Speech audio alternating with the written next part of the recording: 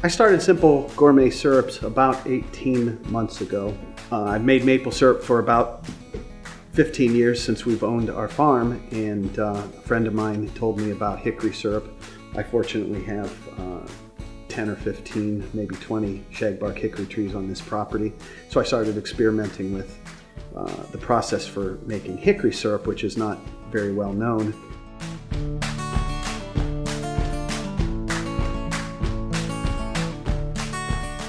So the process that I use to make the syrup, I go out to the woods, I gather the bark from the shagbark hickory tree, which exfoliates naturally.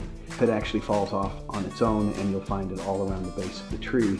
I don't pick that up because it's already started to decompose, but I do strip the outer layer of bark off the tree. Doesn't hurt the tree, it will actually regenerate within about 7 years. Pull that bark off, I take it, scrub it with a scrub brush to remove any of the moss, lichen, dirt, and so forth. Get it good and clean. Toast it in an oven for about 10 minutes. Then it is simmered in water for 2 to 3 hours. Not a hard boil, just a light simmer.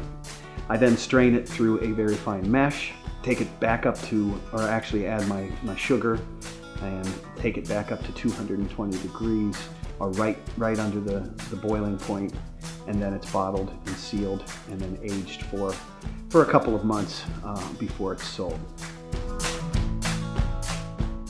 The difference in my syrups from a lot of what's out on the shelves in your local grocery store, number one, I don't use any corn syrup. If you look at any brand or most brands of syrup that are in the marketplace, especially in the mass channel, first ingredient you'll see on the label is corn syrup. So I don't use corn syrup.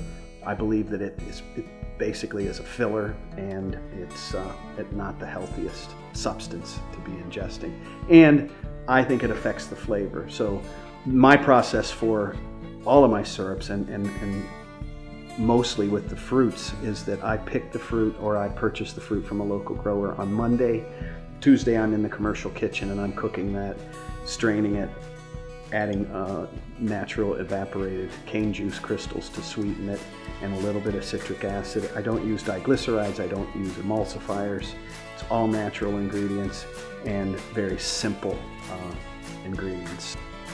We still make everything in small batches, and there's a lot of human interaction with the product and the process, and I think that's important.